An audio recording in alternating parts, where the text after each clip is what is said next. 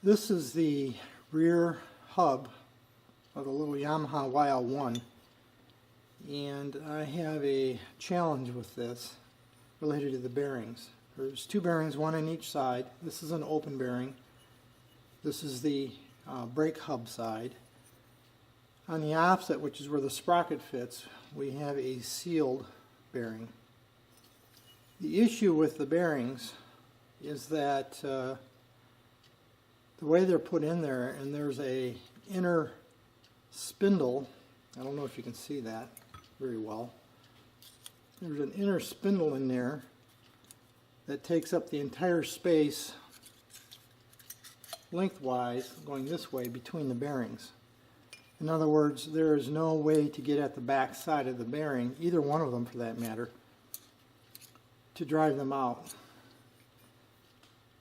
Some brands of motorcycles, in particular Kawasaki's, which I'm a little more familiar with, creates enough give or slop in that inner spindle that you can usually push it aside, get a drift against the back of the bearing and knock it out. This design, there's no way to do that. There's not enough give in there to get at the back shoulder of either bearing. I cleaned the bearings, I cleaned the whole hub for that matter in my cleaning tank, and both bearings have a notchiness to them. And I can't tell whether I can clean that out, in other words, whether that's just the remainder of old grease or not. But both of them, particularly the sealed bearing on this side, that's of course I can't clean it very well the way it's set in there, but it's a very stiff bearing right now. So I really want to get both these bearings out. If I can get one of them out, I can get the other one out. But the issue, of course, is access. How do I get at the back of that bearing, or how do I pull that bearing out? Now, there are several ways one could go about doing this. A couple of them are destructive. That is, you would destroy one of the bearings doing it, which would not be my preferred method. Might get there before it's over, but we'll see here. There's several destructive ways you could get these out, and there are several methods to remove them in a non-destructive fashion. That is, you'd preserve the bearing.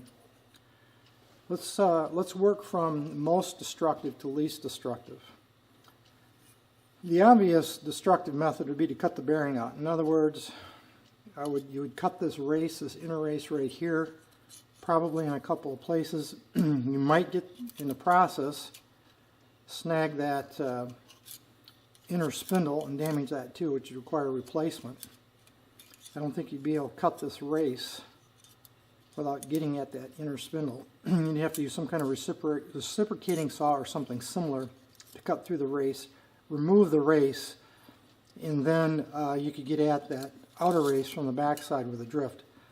Totally destroy the bearing, and you run the risk of doing other damage. The second method that comes to mind in terms of destructive would be to weld a nut. Here I've got two different nuts here I could use as illustration. You put a nut on there, something like that, either this size or probably more likely something a little smaller, so you can get a good weld bead. You'd weld the nut to that inner race. Then you could either come up with a spindle of some kind, a threaded spindle, and act as a puller with the nut, or you could very likely get at it from the back side with a drift and pound it out through this end. But again, by welding this race and nut together, you'd destroy the bearing in the sense you couldn't use it again. Another means would be to perhaps weld on the inside here of the outer race beads of weld all the way around, trying to get that to heat and pull in from the contraction of the cooling of the weld. Again, that would destroy the bearing as well. Those are the obvious destructive methods that I can think of. There are several non-destructive methods. One is to use hydraulics. The way the hydraulic method would work, whether you're using grease or water impregnated fabric or paper towel is to attempt to seal this end as best we can with a bolt or something and figure out a way to do that. And then you force grease or fabric or paper towel soaked in water in from this end. Then you would hit it with a drift that would be sized just large enough to go through that inner race, and then hydraulic pressure would push this bearing out. Water and grease do not compress, so as you smack it with a hammer, that grease has to go somewhere. It'd put pressure on the back of the bearing and pop it out. I personally have never used that technique. I'm aware of it and have seen it done in videos. That would be a new experience for me. Another non-destructive method would be to devise a puller that you could get down in this race, that you could get to expand like that against the inner race of the bearing, and then you'd pull it out. One way to do that would be to take a common concrete expanding anchor such as this. You get this at any hardware store and they're very inexpensive. And again, you'd put it in here, tighten a nut up, and it acts as a puller and you pull it out. You'd have to have a surface to pull against, like a piece of metal or a block of wood or something, act as a fulcrum so you could pull against it. The only issue I have with that solution is that this is metric, and the closest size drop-in anchor I could find is a 1/2 inch, North American Imperial 1/2 inch, which is a little bit too big for that inner race. What I would then need to do is turn this down on my lathe so it just fits down in there. Then I could attempt to pull this bearing. I think what I'm going to do is attempt this method first, and I'm going to work from least aggressive to most aggressive in progression until I get at least one of these bearings out. And since this one is the most exposed and easiest to get to, I think I will start with this bearing on this side and see if I can't get this one out. If I can get this one out, then I can drive the other one out, I know. Next step then will be to take this concrete anchor, expanding concrete anchor, put it in a lathe, turn it down. I think I've got to turn down around 40 or 50 thousandths Imperial to make it fit down in there, and then devise a platform it can pull against as a fulcrum. Probably just use a 2x4. I've got some old 2x4 sitting here. Something like that I'll devise. And then I can just see if I can't just pull that bearing out. I will also heat this boss here, this hub, really good and hot. Normally I would prefer to put this whole unit right in my oven and heat it up, but since this is a plastic seal here and I'm not sure whether I need to destroy this bearing or not, I'm going to avoid heating the whole hub. I'm just going to heat this boss here where this bearing is seated with a hot air gun and get it good and hot when I attempt to pull it. So next step is go over to the lathe and see if we can't get this turned down just so it fits down inside that center race. I'll bring you back when I'm ready to show you where I'm at with that. It's about 10 minutes later and I have turned the diameter down of the expanding bolt to just fit into the bearing race like that. It's a nice snug fit. I also drilled a 1/2 inch hole in this piece of 2x4. So the idea will be to put the expanding bolt in, 2x4 to bridge over the hub, the washer and the nut. Tighten the nut down. The idea is it'll pull up into that expanding bolt and it'll expand and pull the bearing out. That's the theory. Never done this before, so I'll show you whether it's a failure or not. You'll get to see the whole deal. Biggest concern I have is that in order to turn this down, I removed some of the features. You see there, those gripping triangles. It's really designed again for concrete. those are taken off in the process of turning. If that compromised the ability of the fingers to grip, then this might just pull out and not pull the bearing with it. I don't know. It's entirely possible. We'll see. If this fails, this method fails, what I will then move to, I think, is welding a nut on the inner race here and trying to pull it off that way. But first we're going to do this. Now I'm going to heat this hub nice and hot with a hot air gun and apply a little bit of a lubricant to the outer race, not the inner. Obviously I don't want to lubricate the inner race because I don't want this to slip any more than it probably already will. But I will apply a little bit of penetrating oil, heat this as hot as I dare, quickly assemble it and see if I can pull it apart.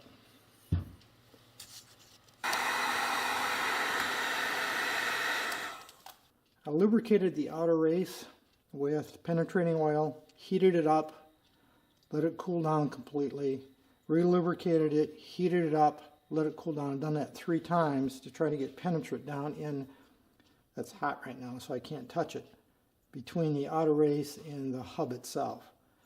So now I'm going to go ahead and assemble the puller, see if we can't get this out. Notice I've used a stack of washers here only to prevent one of them from bending in case the forces become high enough.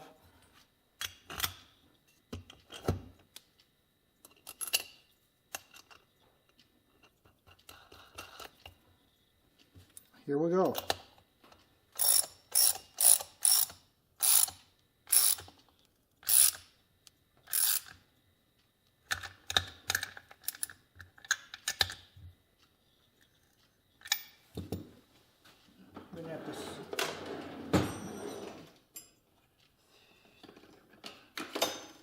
I have to switch to a wrench here.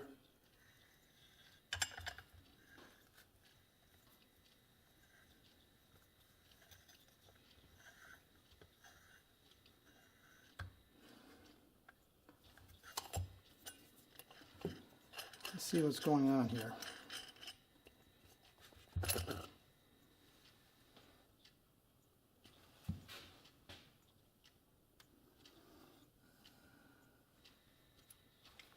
Well, the puller doesn't look like it's pulling out. That's good. What I'm going to have to do is lock this bolt from turning because it wants to spin. The puller wants to spin. So I'm going to have to come up with some nuts here to lock this together.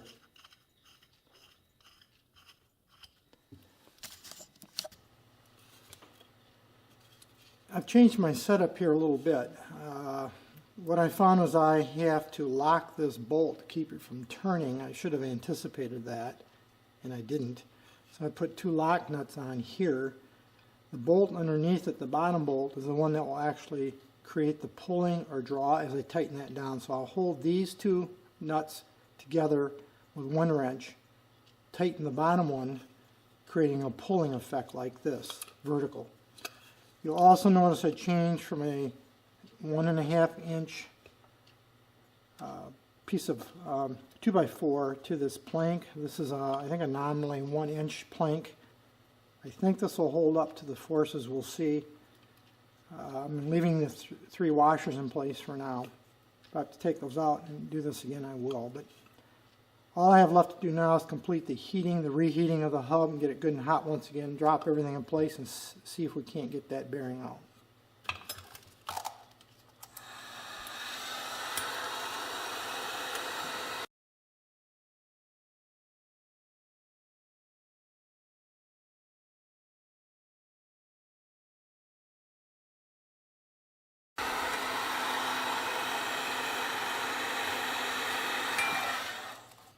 Alright, let's see what we can do here.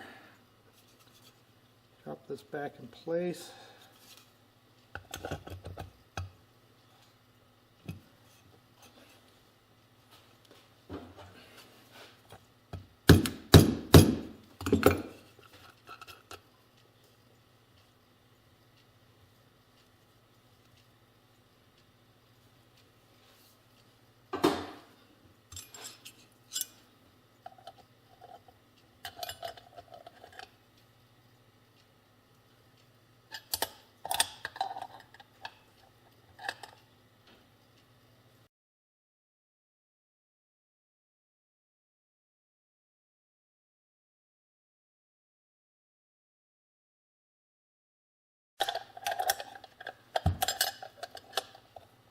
Notice I had to pull it up against my body to brace it.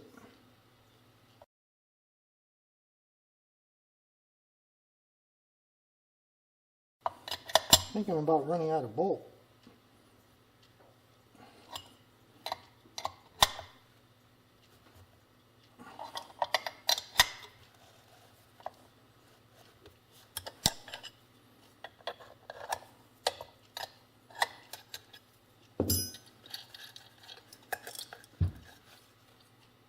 I believe I'm going to have to see if I can hit that with a drift from the opposite side, because I think I am about out of threads here. I'll give it a few more turns and see, but it's getting to the point I'm concerned about running out of thread on that shaft.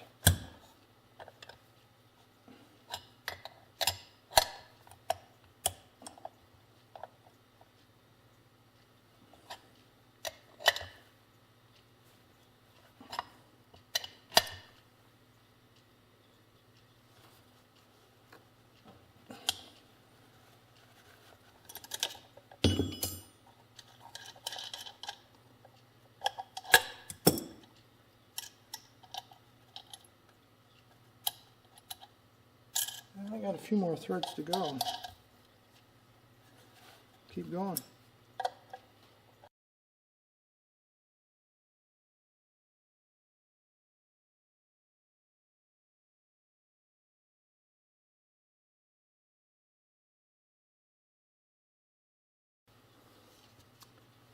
Well, the puller pulled out of the bearing, and I don't know, frankly, if that bearing moved much. What I'm going to do is reset it and see if I can do it again.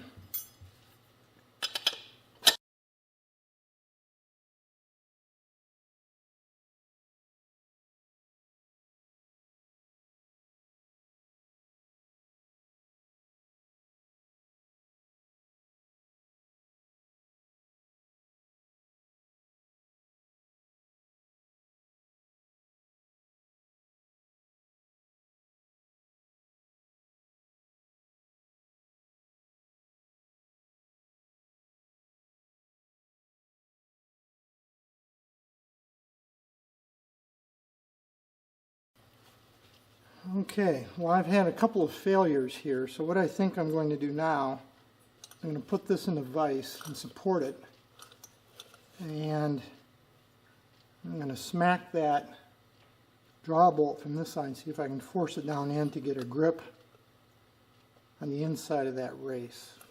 That's what I'm going to do next before I abandon this process.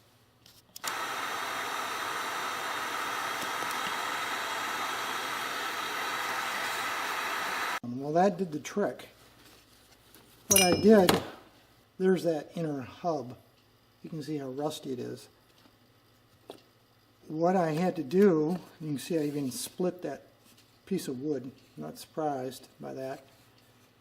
What I did is I drove that wedge, that expanding wedge, in from the opposite side using a drift. And by doing so, I forced the bearing out. If you remember, that sat like that. And by forcing, that hub's still hot, by the way. By forcing that wedge up into the fingers, they're still in the bearing right now. I forced this down, expanded the fingers, and in the process pushed the bearing out of the hub. So you can see I got it out. It drove hard, but I've had tougher bearings to get out in terms of the force required. It's not a real big bearing. So now I've got to get this wedge out of the bearing itself. You can still see that there's grease kind of burned from me heating the hub. I think you can see that there. Doubt this bearing is salvageable, but now I can go ahead and drive the other bearing out. That is the seal bearing. That's a little hot, so I gotta be ginger with it.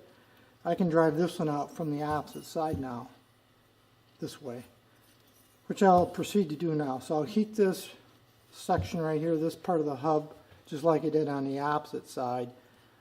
And then I'll elevate this up just a little bit on my vise, take a drift, and drive that last bearing out. So then I'll have the hub free and clear of the bearings. Got the hub on the opposite side heated good and hot. So now I'm going to just take this drift, it's a little bigger than the other one, see if I can't just smack that bearing out.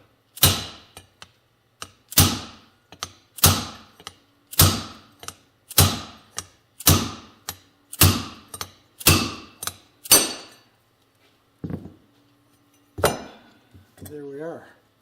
See if we can't get that bearing out. There it is. That's good and hot too. I'll clean these bearings up just for sake of argument and see if they are still good. I doubt they are, but they're full of grease, old grease, both of them. Obviously I'll clean this inner hub spacer as well. I'll derust all of that and clean that up. This hub's going to need a good cleaning too inside. I'll probably end up bead blasting the outside, scrubbing the inside. 3, 2, 1. Here's the rear sprocket and hub. You can see that the sprocket is just starting to hook over. That's a sign of wear. You see the teeth real subtly start to do this right here. I've seen them really bad. This isn't as near as bad as many of them I've seen. I'm guessing it's probably the original sprocket, but I really don't know. It looks like someone's been in here banging around in the past, but who knows. What I'll end up doing is replacing these locking tabs as well as probably the bolts, because these are beat up so bad. You can see they're pretty rough. So I'm going to go ahead and flatten out these tangs or these tabs, pull this apart. This will get replaced. I already have the new one. I might have showed that to you already. I don't recall. Clean this up good, and this will be polished, this hub as well, do along with the rest of the rear hub. So we'll go ahead and get started and get this apart. I won't show all that because it's pretty academic for most of you. There's probably a bearing or a seal. There's a seal for sure in there. We have to take a look at the parts fiche and determine exactly what's going on in here. I know there's a seal here, and it looks like there's a seal there, and there's probably a bearing too. So if I think it might be of interest to you, I'll show that depending on what I find. Otherwise, I might just move on to getting this hub polished.